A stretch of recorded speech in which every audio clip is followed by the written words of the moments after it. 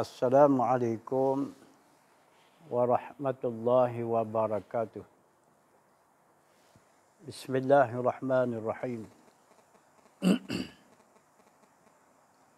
Alhamdulillahi rabbil alamin. Wassalatu wassalamu ala asyrafil mursalin. Sayyidina wa maulana Muhammad wa ala alihi wa sahbihi ajma'in. Qala rabbi israh li sadri wa yassir li amri wahlul 'uqdatam min lisani yafqahu qawli. Allahumma iftah alaina futuhal 'arifin. Pada minggu-minggu yang lepas kita berbicara tentang sifat sabar yang ia salah satu daripada akhlak yang mulia. Jikalau kita dapat menghiaskan hati kita dengan sifat sabar, berarti kita sudah dapat memiliki sebahagian daripada akhlak yang terpuji, yang mulia di sisi Allah. Apa yang dipaham? Makna sabar itu kita dapat mengawali diri kita daripada marah, daripada melakukan perkara yang dilarang, pada dilakukan dia, atau kita dapat sabar dengan dapat menunaikan kewajipan yang dituntut oleh agama. Maka disebab itulah diperkira oleh syarak bersifat hati dengan sabar itu suatu kelebihan, suatu sifat yang mulia di sisi Allah Subhanahu Wa Taala. Hari ini kita akan terus pada sifat yang mulia seterusnya yang termasuk dalam perkara al-akhlaqul mahmudah, akhlak yang terpuji, yang menjadi hiasan bagi diri seseorang individu muslim berakhlak dengan akhlak yang mulia, berupa hiasan hati, berupa tahalli.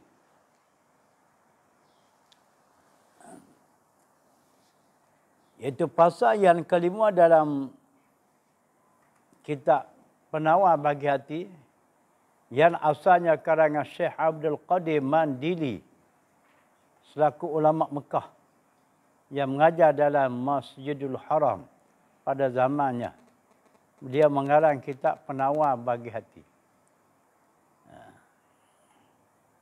Jadi hati kita ni kena ada penawar. Sebab apa? Sebab kalau tak diubatkan dia, namun dengan sedikit dia tidak akan sembuh dikala dia itu sakit. Hati kita ni ada penyakit juga. Semacam jasad lain, anggota lain daripada hati. Anggota kaki tangan ada penyakit. Anggota hati pun ada penyakit. Tapi kita bincang di sini, maksud hati yang berpenyakit di sini ialah hati yang bahasa maknawi. Bukan hati yang bahasa hissi. Hati yang bahasa hissi itu, kalau dia sakit, kena jumpa doktor lah. Doktor. Yang lebih handalnya doktor pakar dalam bidang dia. Penyakit dia panggil penyakit jantung. Penyakit jantung ni berbagai-bagai lah. Lemah jantung, urat jantung tersumbat, jantung berlubang. Itu penyakit yang bahasa zahir. Hati kita ni ada dua, hati zahir, hati batin. Bagi hati zahir ada penyakit zahir. Adapun hati batin ni, dia ada penyakit juga, penyakit batin. Penyakit hati yang bahasa batin. Sebab itulah kita ni kena ambil tahu belaka. Zahir, batin, luar, dalam. Tapi sebilangan besar masyarakat kita hari ni, dia lebih tahu. Dia lebih peka dalam hal zahir saja. Kadang-kadang dia jogging pagi-pagi tu. Dalam suasana pakai seluar katak. Atau seroging kepala lutut. Seluar pendek. Kadang-kadang dia bersokang. Petang-petang dia sokang nak keluar peluh. Antara faktornya, antara sebab dilakukan sebegitu, nak jaga hati zahir. Biar senantiasa badan kita tercergah. Keluar peluh. Harapannya susah dihinggap oleh anasir penyakit zahir. Ataupun nak menghancurkan lemak-lemak kolesterol dalam tubuh agar tidak jadi tersumbat jantungnya. Itu maknanya kita jaga bahagian zahir. Sedangkan kita ni ada kedua sekali. Anggota zahir, anggota batin, hati zahir, hati batin. Jadi betul tak dari situ kita kena jaga belaka. Bahagian zahir pun pasti jaga. Batin pun kena jaga. Antara jaga zahirnya, bagi diri saya sendiri. Sejak saya dilandakan penyakit tersumbat jantung, sampai ke hari ini, saya tak minum dah teh tarik. Sebab apa? Sebab dia guna susu, FM. Yang hot RM3 lebih tu satu teh. Kata doktor susu tu akan menghasilkan kolesterol. Sebab dia campur aduk. Dengan kelapa sawit tu. Gambar pati-pati kelapa sawit masih. Kalau kita kerak-kerak aduk teh tarik. Patah masuk kedai mamak, teh tarik. Kedai mamak, teh tarik. Lepas tu dia tarik, kita balik pula. Lalu tak lalu teringin nak makan, nak minum juga teh tarik, kena beli susu tu, kena minum susu tu. Yang tin pendek, FM juga tin pendek. Yang ada penutup plastik tu. Harga tu boleh tahan jugalah. Dah pendek sekali, RM5 lebih pula. Tak ada pilihan lah. Mengapa jadi begitu? Kerana nak jaga anggota zahir, hati zahir. Sebab kita ni nak hidup panjang juga. Kalau hidup pendek, tak apa dah. Patah meletang, ranggah belaka. Yang tak ranggahnya batu dengan kayu. Tak lama dah dah. Tuhan suruh kita ikhtiar. Apa tujuan nak hidup panjang tu? Nak tengok dunia? Tak. Tengok dunia tidak habis. Tak ada penghujung. Nak tengok anak cucu? Nak tengok anak cucu dan tua-tua. Anak cucu pun nak tengok. Tak nak tengok dah wajah tok nenek tadi. Itu bukan falsafah dia. Falsafah orang kita Islam, tujuan nak hidup panjang nak memperbanyakkan amal ibadah, amal kebajikan. Bukan kita nak hidup lama di muka dunia nak belega, tak menentu. Apa manfaat lama kalau macam tu? Tujuan lama kita ambil kesempatan. semasa hidup kita dengan mengerjakan amal-amal kebajikan sebanyak yang mungkin. Dan kita bertaubat dari angkara dosa yang kita sudah berlalu. Itulah peluang. Peluang. Allah Ta'ala memanjangkan usia hidup kita di muka dunia. Ini sayangnya dah. Ada di antara kita. Dah usia ada penghujung. Dah hidup, gaya hidup tu menggunakan usia subsidi. Yang terlupa boleh. Nak kerja-kerja amal ibadat. Yang mari lagi sifat-sifat bakhil nak buat kebajikan. Sedangkan harta betul-betul korang banyak. Ada kata makan tak habis dah. Dengan usaha yang penghujung, dengan usaha harta yang ada makan tak habis. Pun masih lagi bakhil kedekut nak buat kebajikan. Cuma tak naik nama. Haji bakhil zaman P. Ramli. Tak nak? Amin tak berlindung dah. Kalau siapa kita orang Islam? Kita minta panjang umur. Kita nak sangat dipanjangkan usia kita oleh Allah. Kerana dengan masa yang panjang tadi, masa hidup kita tadi, berkesempatan kita dapat beramal dan juga berbuat kebajikan. Betul tak? Daripada situ kita kena jagalah hati zahir kita tu. Tetapi sungguh pun begitu jangan diabaikan sama sekali pada menjagakan hati batin. Hati yang bahasa rohani.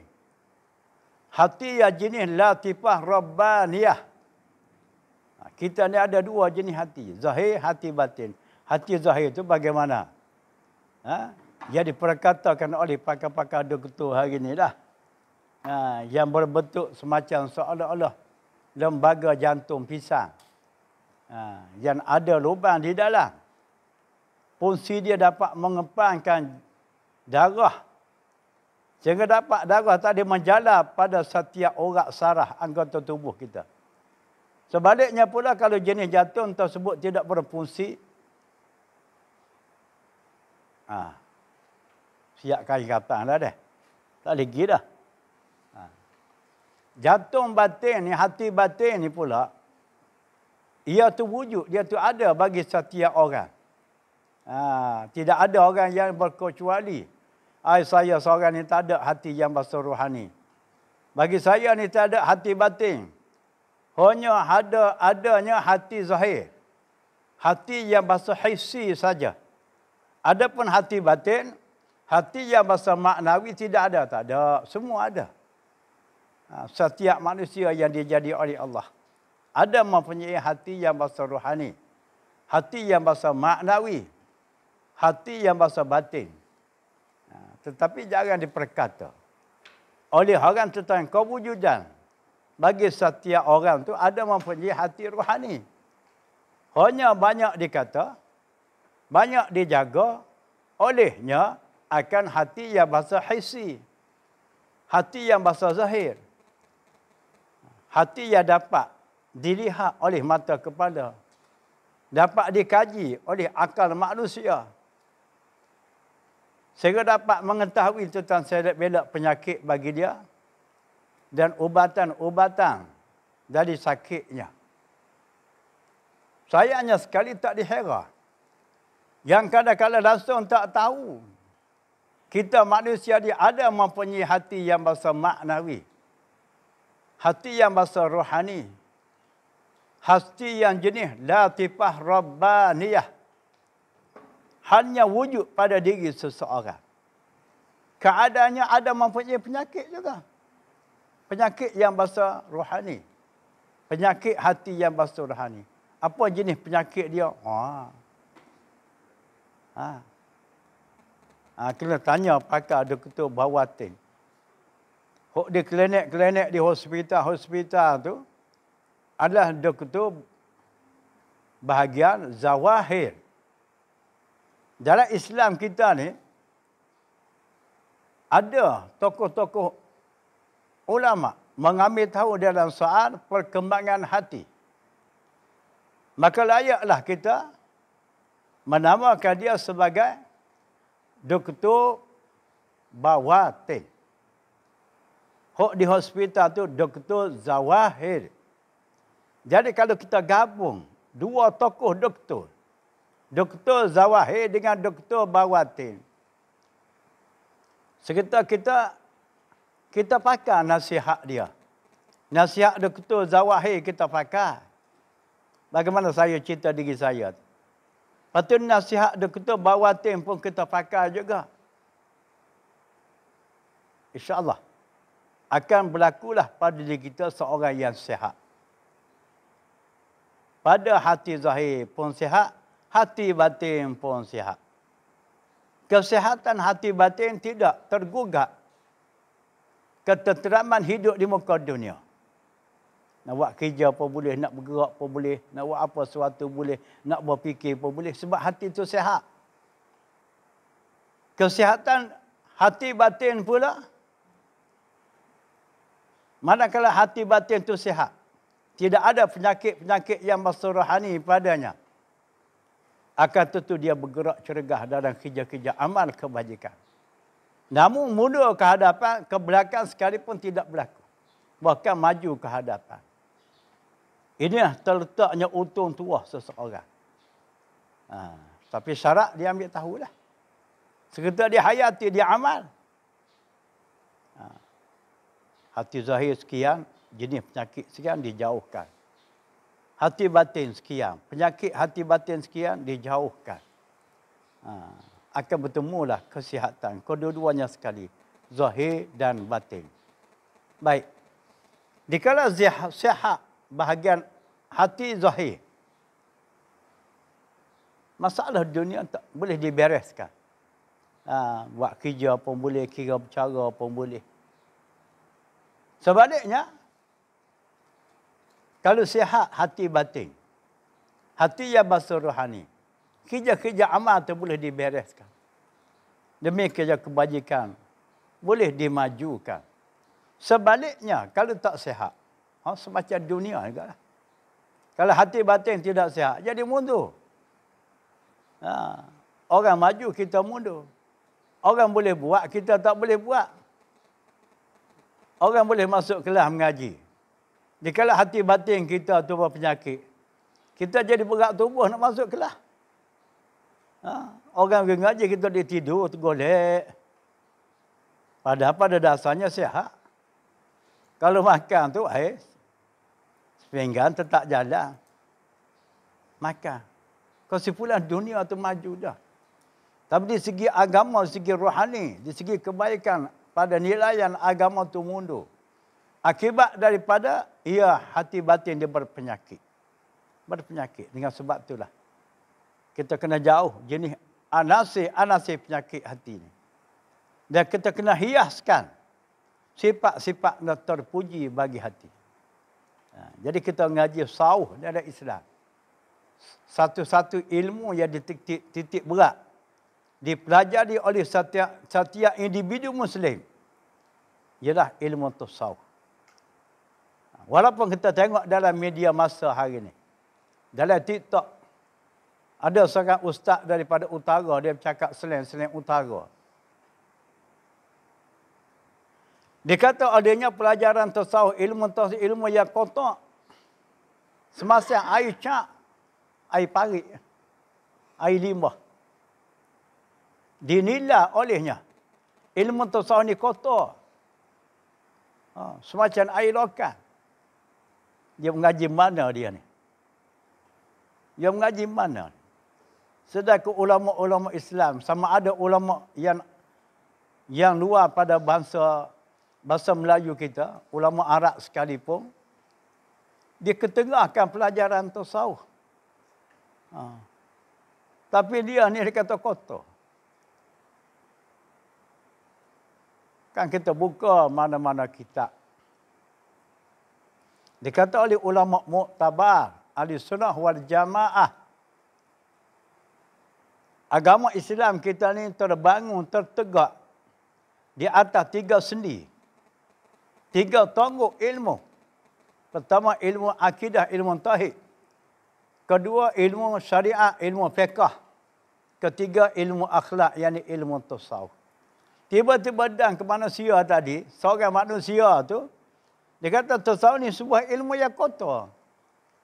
Berarti bagi dia hanya kalau dia belajar pun mungkin dah setakat akidah. Akidah pun akidah cara dia. Dan juga syariat. Syariat pun syariat cara dia. Tasawuf tak ada. Ini dipakai falsafah. Itulah pengacau agama di akhir zaman. Sebab itulah kita kena berhati-hati. Berhati-hati nak mengambil faham tentang agama dari seseorang. Kena ambil tahu juga latar belakang orang yang nak berikan ilmu pengetahuan agama kepada kita. Nama sekian-sekian. Dia keluar pusat pengajian sekian-sekian. Lama mana dia mengaji. Lama mana dia mengajar. Nak ambil tahu juga.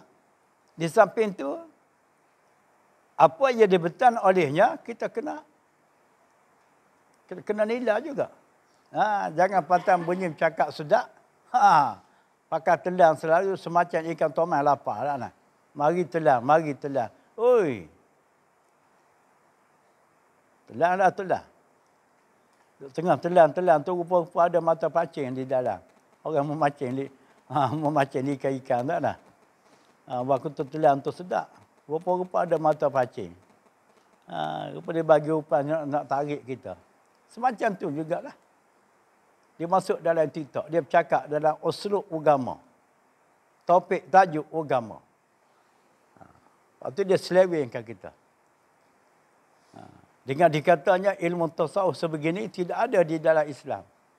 Sebuah ilmu yang kotor. Sedangkan apa yang dipahangkan oleh kita. Apa yang dibimbing oleh tok guru zaman silam lagi. Ilmu tasawuf ni suatu ilmu yang penting. Sehingga diperkatakan oleh tokoh-tokoh ulama sufi, ulama tasawuf. Kita ni kok mana sekalipun, jangan diabaikan sama sekali dengan belajar ilmu tasawuf. Jangan diabai. Sehingga orang dulu dijadikan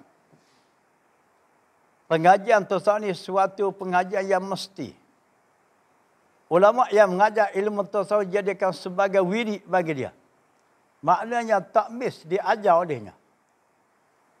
Sama ada dia mengajar setiap hari, setidak-tidaknya seminggu sekali.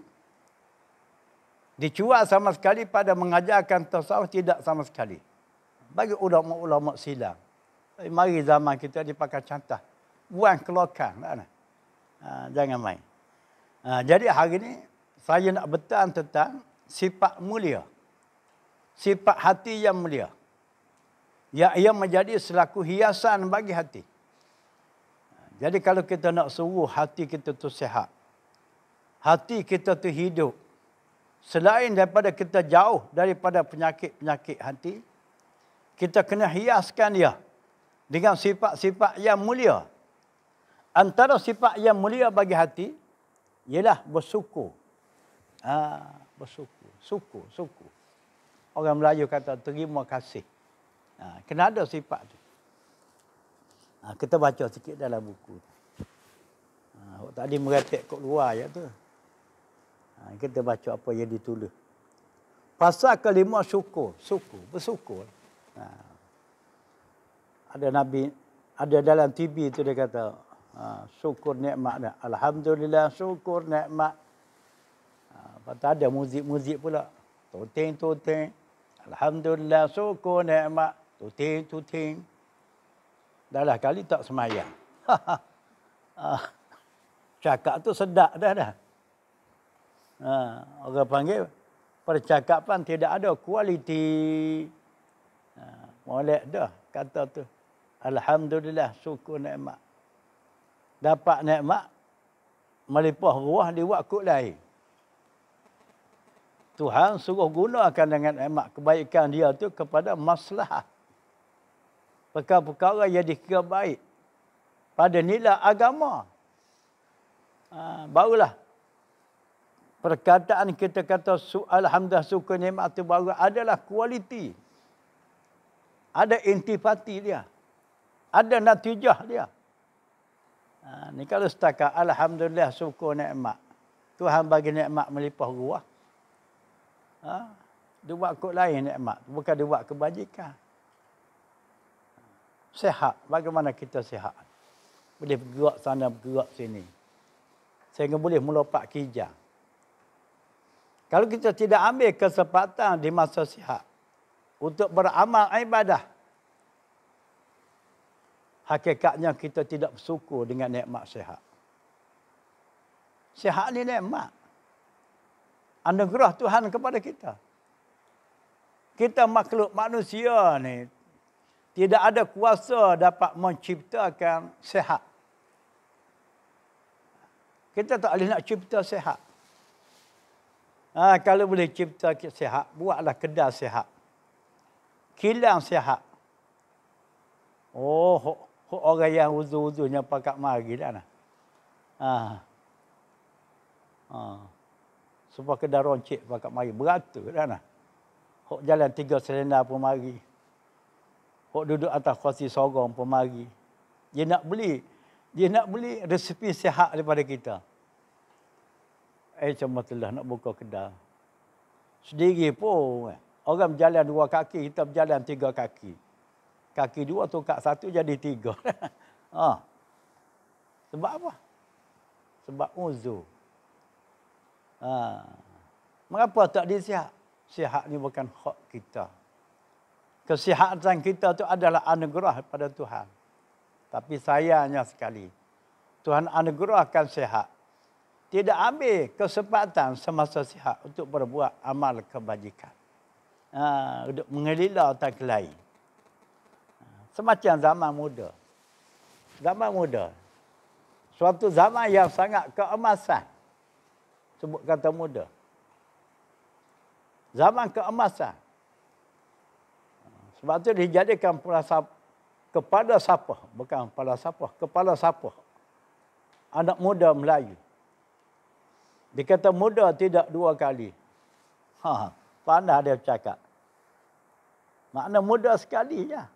Habis muda dia tua lah. Kalau dia bercakap kita tanya dia pun balik pula. Tua berapa kali? Sama sekali belaka.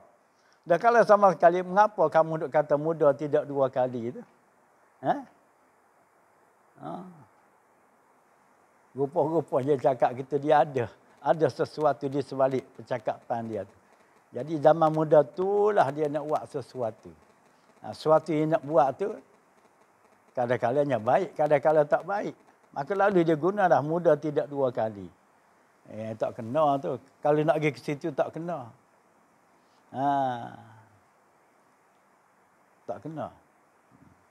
Jadi hak betulnya dalam masa usia tu lah. Dalam masa usia muda yang gagah, yang tegak tu. Ambil kesempatan. Berbuat amal kebajikan. Kalau orang minat mengaji, dalam masa itulah kita mengaji. Dalam masa zaman muda lah kita mengaji. Sebab apa? Sebab al-maklum lah zaman muda tu kita gagah lagi. Kita boleh masuk kelas lagi, tak ada sakit. Dalam masa muda tu lah akal kita tu masih lagi kuat ingatan. Dan tua al-maklum lah. Lebih-lebih lagi sampai mereka bercampur bau dengan al-nyanya. Habis. Allahu Rabbi dah. Sampai mereka tu baru nak masuk kelas. Ya, kadang-kadang sampai di mereka umur dah di-reject daripada kerja, daripada jabatan-jabatan dia kerja kena reject dah. Dah umur dah lanjut, kena reject. Setelah dia reject oleh jabatan barulah datang memasuki kelas-kelas pengajian ke surau masjid. Okeylah, masuk juga lah.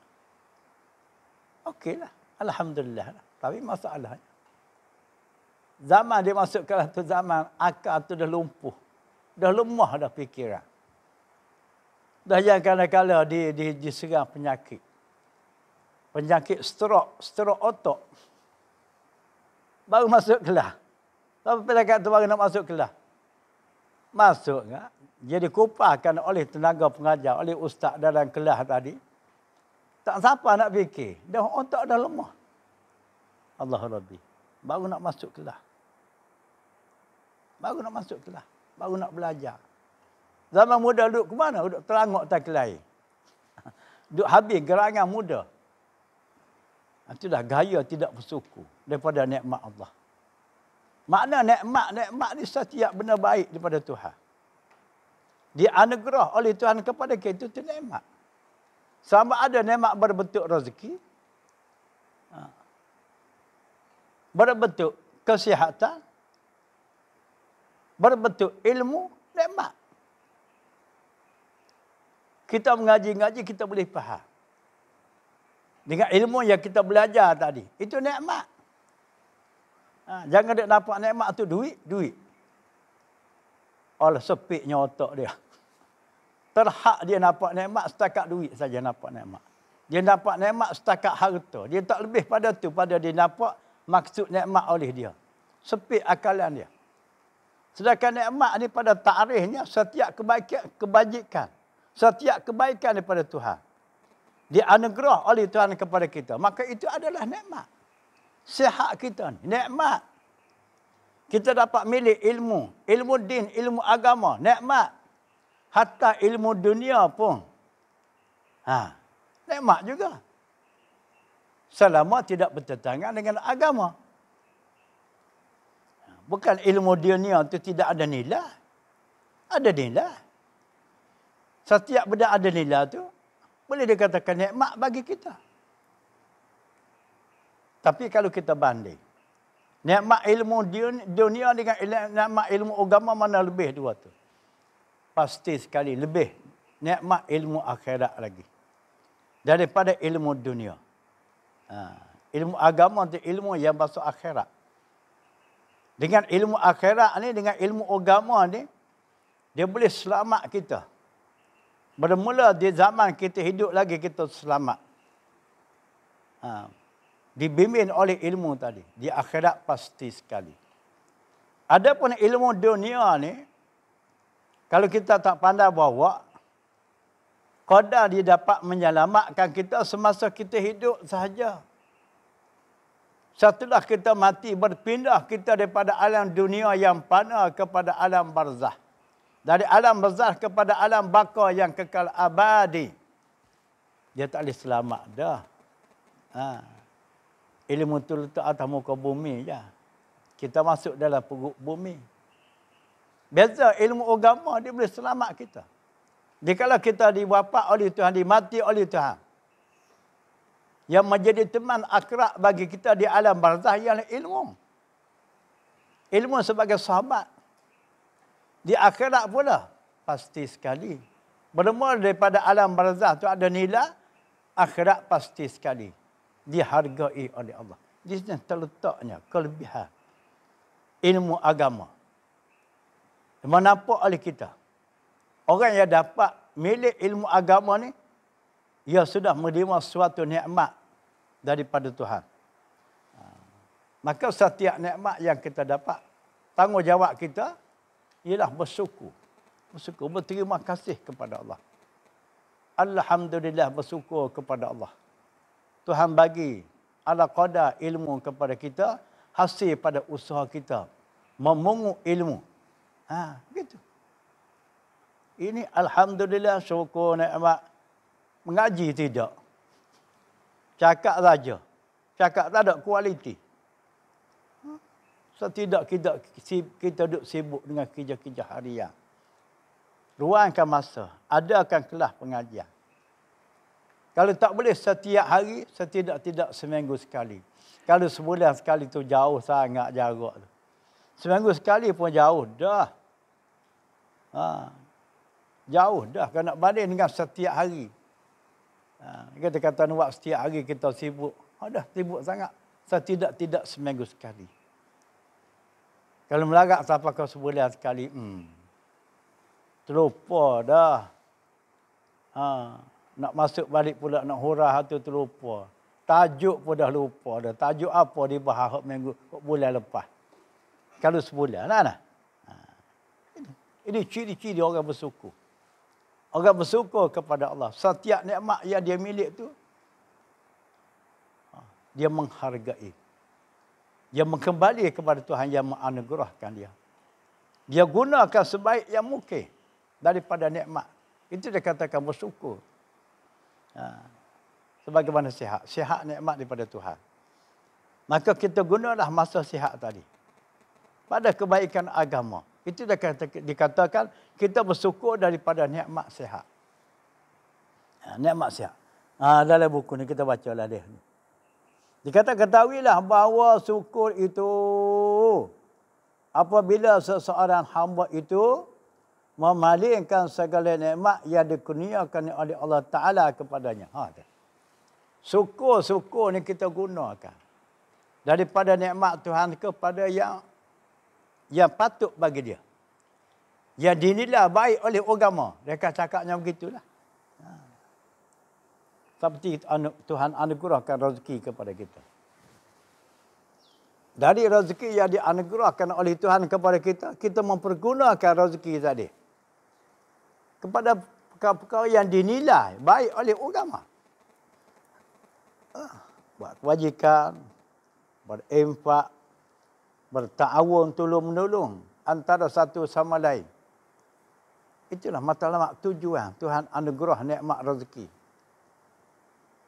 Bukan Tuhan bagi rezeki kepada kita, suruh kita tu berpoya-poya. Kulu kili sana sini dengan rezeki. Sehingga habis dengan begitu. Ada rezeki sikit. Sampai masa akhir tahun, adalah belen-belen cuti itu. Dia pergilah bercuti. Dia pergi bercuti dengan rezeki tadi. Dia pergi ke mana? Ikut dia nak ke mana pun. Tapi masalahnya komen saya ni ke tempat yang tak sedap. Dia gini tepi laut. Tepi laut. Di selatan Thailand. Tempat Mak Saleh. Duduk mari jemur atas pasir. Ni kita tengok mendatang gimana apa di situ. Yang boleh pergi tempat macam tu. Lepas tu dia ambil gambar. Kemedalah ni boleh ambil gambar. Gak Mak Saleh tadi. Kalau Mak Saleh tak apa, Mek Saleh tu. Pakai copan-caping duduk tidur. Menentang meniarak. Sebab macam tu dia pergi. Kalau macam tu rezeki yang dia dapat tadi, bukan dia bersyukur dah tu. Dia berhabis daripada nikmat Tuhan kepada dia, kepada perkara yang tak baik.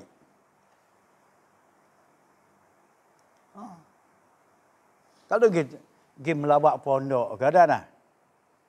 Pergi ziarah orang susah. Ini dah. Dia pergi tepi laut tengok. Tak kenal lagu lah tu. Tak kenal lagu tu. Orang itu bukan bersyukur itu. Lah kali jadi berkufur. Lawan bagi syukur, kufur. Dia kufur ni ada dua. Kufur din, kufur nikmat. Kufur din ni rusak dalam segi akidah. Itu yang paling besar kufur. Yang kedua kufur nikmat. Kufur nikmat itu menyalahi dipergunakan nikmat Tuhan. Rezeki itu nikmat Tuhan anugerah kepada kita. Tapi kita gilabur ke arah yang sebegitu. Ke arah tempat yang tak sepatut dia pergi. Dengan tambah minyak kereta lagi, gitu gini, sewa hotel lagi, makan minum. Dah kali dia habis pergi tempat yang sebegitu. Maka termasuklah nikmat yang dia dapat tadi. Dan ada golongan orang yang kufur nikmat, tidak bersyukur nikmat. Berhati-hati. Berhati-hati. Rezeki Tuhan bagi kita, bukan suruh begitu. Maka dari rezeki yang kita buat sebegitu, tidak akan menjadi saksi. Menjadi saksi ke atas kita di hari akhirat. Kata duit. Duit pun berdiri jadi saksi. Tuan aku ni dia guna aku. RM1,000. Dia pergi ke tempat sekian. Kok mana kita nak jawab tu? Jadi saksi tak baik. Tetapi kalau kita berimpak pada jalan-jalan kebajikan. Dengan rezeki, anugerah Tuhan, nikmat Tuhan kepada kita. Dia mengaku di hadapan Tuhan. Ya Rabbi, ya Tuhan. Tuan aku dia gunakan aku sebanyak RM1,000 untuk buat sekian-sekian. Oh, comel. Lebih-lebih lagi kita di masa tu. Sangat-sangat memerlu kebajikan daripada Allah. Ni, kita nak guna otak kita ni. Akal kita. Dia kalau kita ngaji dalam bab suku ni, biar luah. Minda kita tu biar luah. Biar nampak. Setiap nikmat anugerah Tuhan tu adalah kebajikan bagi kita. Tak sewajar kita dikupurkan. Dikupurkan dia. Makna kupur tu kita menyalahi pada menggunakan dia. Dari segi usia kita, dari segi masa kita. Ini masa-masa kita. Kita terada dalam masa yang aman damai. Kita di Malaysia ni, sehari dua ni. Kita terada dalam masa yang aman damai. Aman kita. Tak ada apa-apa. Malam boleh tidur relax. Tengah hari pun tak ada apa-apa. Nak buat kerja boleh. Kalau nak balik dengan orang. Orang dia Gaza. Palestin sana. Dalam ketakutan. Tidur malam pun tak boleh lena. Tidur malam tu seolah-olah tidur pakai jalan dah. Bagi panggil tanggapan dia orang. Sebab apa? Sebab puak-puak Yahudi tu nak mari bong tengah tidur pun dia bong. Dia bong bangun dia habis rutuh, lenyap. Pakai mati situ selalu. Kita di Malaysia kita ni alhamdulillah. Bagi negara luar semalam di Jepun ada. Bekas perang, gempa bumi pula. Tidak aman juga. Pak kita ni tak pernah berlaku gempa bumi. Peperangan pun cerita-cerita zaman dulu.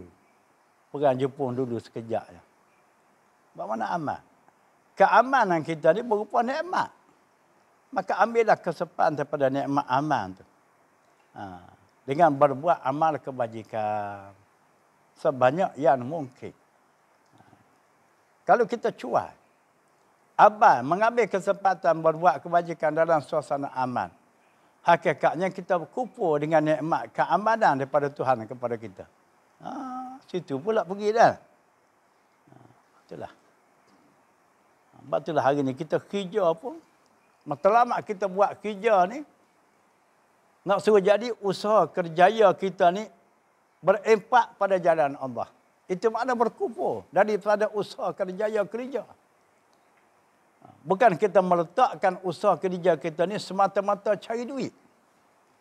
Di samping kita kerja, kita nak buat kebajikan. Makna kita buat kebajikan ni, usaha kerja kita ni, menarik minat orang. Membuka minda orang. Agar orang tu minat berbuat kebajikan. Maka termasuklah usaha kerjaya kita ni, kerja kita ni, buat kebajikan. Buat kebajikan. Kalau tak pergi situ usaha kita, semata-mata nak cari duit, tak jadi kebajikan lah. Tak jadi kebajikan. Semacam orang buka sekolah, pusat pengajian tahfiz ke, pondok ke. Matlamat dia nak memanjangkan ilmu pengetahuan.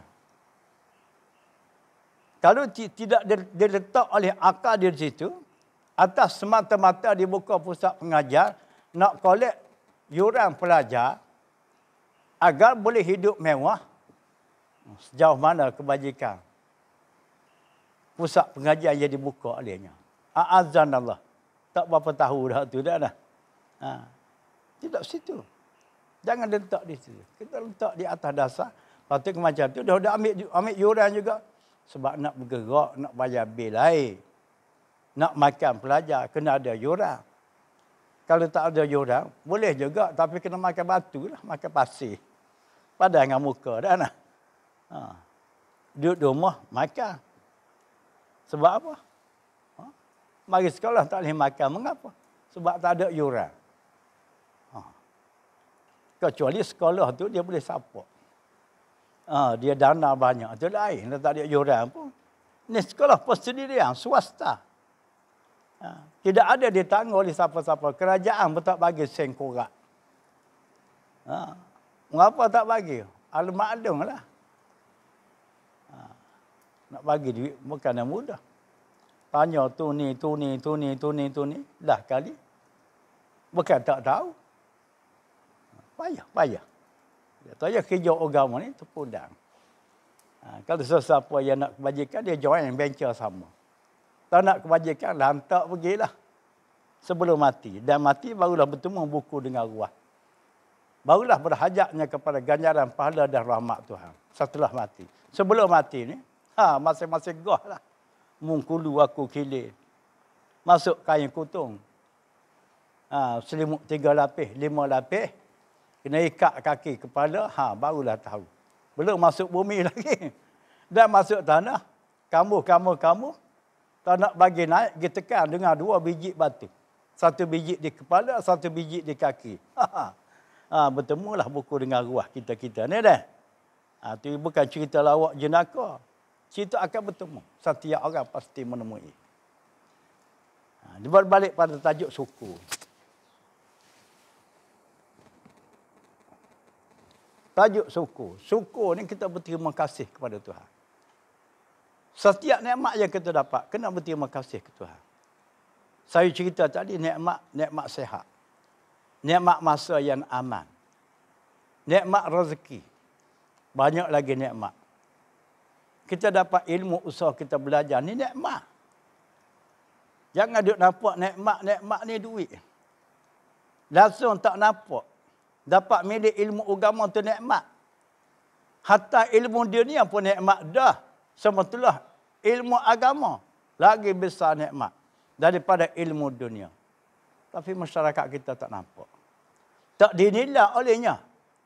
Dapat ilmu agama tu nikmat. Hanya dinilai qadar nikmat tu setakat dapat duit. Dapat duit nikmat lah. Makcik Timur tu dapat.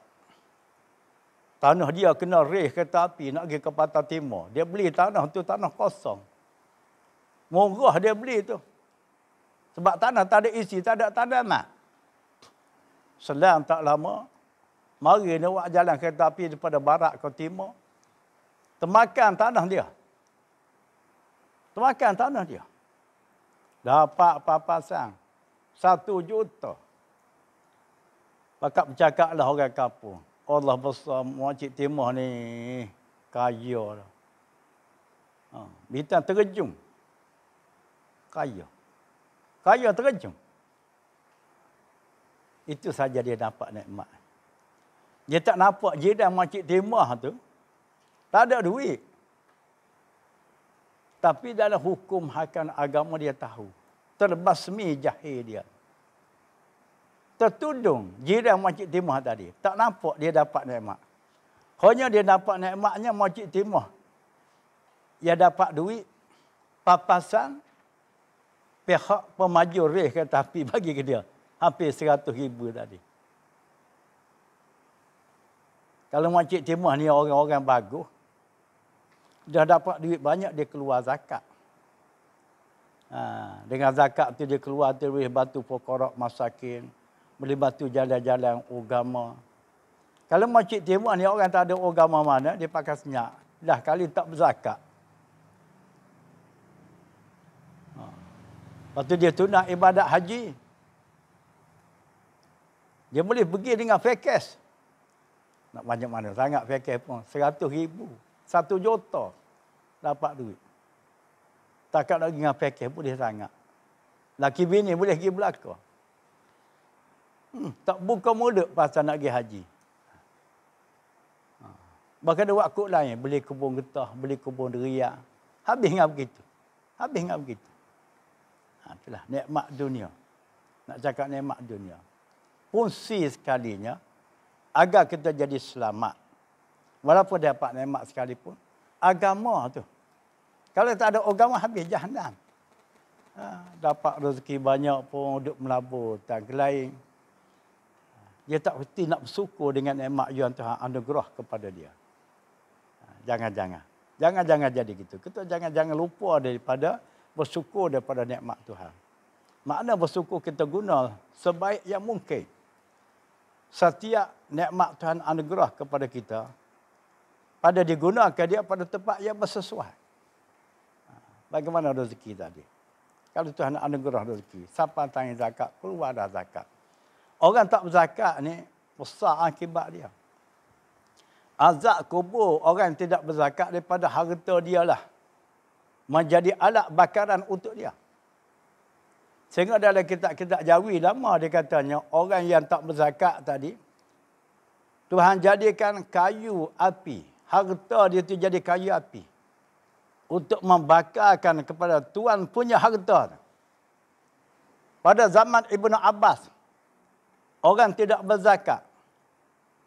Setelah dia tu mati, orang galilah lian untuk nak mengkubumikan dia. Setiap lubang yang digali oleh orang, naik ular. Ular. Ular yang besar lah. Gali lubang lain. Sampai 7 butir lubang. Setiap lubang ada ular. Lalu orang tanya Ibnu Abbas. Masa tu zaman Ibnu Abbas masih ada lagi.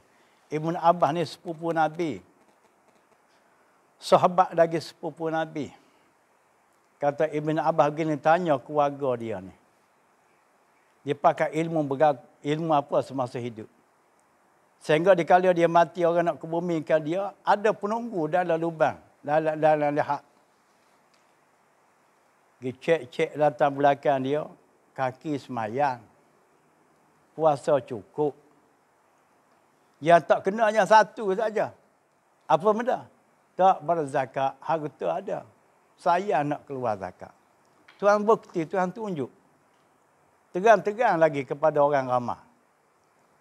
Di dunia ni dah nampak dah keazaban ke atasnya.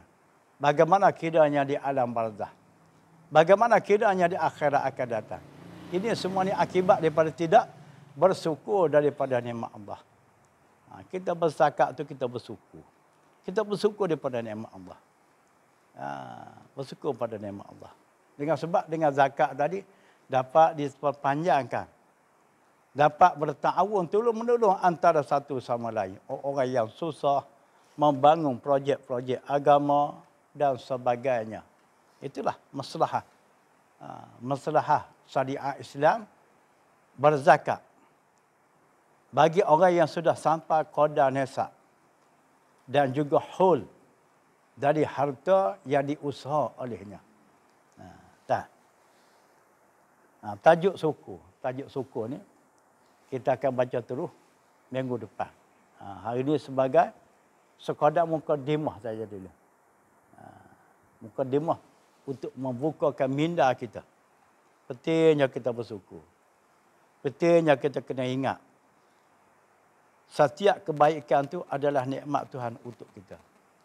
Pentingnya kita mempergunakan setiap kebaikan itu kepada perkara-perkara yang sepatut bagi dia. Di kala itu termasuklah kita dalam golongan orang yang bersyukurnya kepada nikmat Allah. Bukan makna kata orang bersyukur ni, orang tak lupa. Alhamdulillah syukur nikmat. Alhamdulillah syukur nikmat. Itu sekadar lawak jenaka je tu. Alhamdulillah syukur nikmat. Semaya jemaah tak pergi. Alhamdulillah syukur nikmat. Kelas tak masuk. Alhamdulillah syukur nikmat. Harta timbul-timbul. Buat kebajikan kedekut. Tak kena lagu tu. Itu orang panggil sekadar mainan cakap. Wallahu a'lam. A'udzubillahi minasyaitanir rajim. Bismillahirrahmanirrahim. Alhamdulillah rabbil alamin wassalatu wassalamu ala asyrafil mursalin sayyidina wa maulana Muhammadin wa ala alihi wa sahbihi ajma'in. Allahumma ikhtir lana bihusnil khatimah wa la takhtim alaina ya Allah bisu'il khatimah. Wa sallallahu wa sallama ala sayyidina Muhammadin wa ala alihi wa sahbihi ajma'in walhamdulillah.